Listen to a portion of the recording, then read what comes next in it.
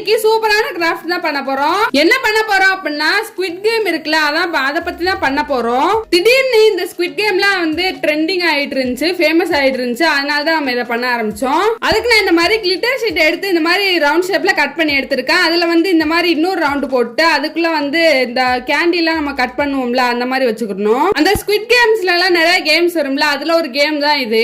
அப்புறம் இந்த மாதிரி பேப்பரையும் ரவுண்ட் ஷேப்ல கட் பண்ணி எடுத்திருக்கேன். சைட்ல வந்து இந்த மாதிரி இருக்கணும். அதுக்கப்புறம் வந்து இதுல கம் போட்டு ஒட்டிக்கலாம். இந்த மாதிரி மடிச்சு ரவுண்ட் ஷேப்ல கட் பண்ணாதான் நம்மளுக்கு வந்து இந்த மாதிரி கிடைக்கும். ஏன்னா சைட்ல வந்து நம்மளுக்கு இந்த மாதிரி ஒட்ட போறோம், அதனால நம்மளுக்கு வந்து அப்படிதான் இருக்கணும். இந்த வீடியோலயே எத்தனை நம்மளுக்குன்னு சொல்லியிருப்பேன், என்ன அறியாமலே அது வந்துட்டு இருக்கு. ஓகே, என்ன ஸ்ட்ராங்கா இருக்கணும் அப்படிங்கறதுக்காக இந்த மாதிரி ரெக்டாங்கிள் ஷேப்ல இன்னொரு பேப்பரை கட் பண்ணி அதை இந்த மாதிரி ஒட்டி வச்சுக்கிறேன். அதுக்கப்புறம் மேல வந்து நம்ம ரவுண்ட் ஷேப்ல கட் பண்ணி வச்சிருக்கோம்ல, அதையும் மேல எடுத்து ஒட்டிக்கலாம். நீங்க கிளிட்டர் ஷீட் எல்லாம் பண்ணணும் இல்ல, ஃபோம் ஷீட்ல கூட பண்ணலாம். மேல வச்சிருக்க ரவுண்ட் ஷேப்பை கொஞ்சம் கட் பண்ணிட்டேன், ஓபன் பண்றது கஷ்டமா இருந்துச்சு.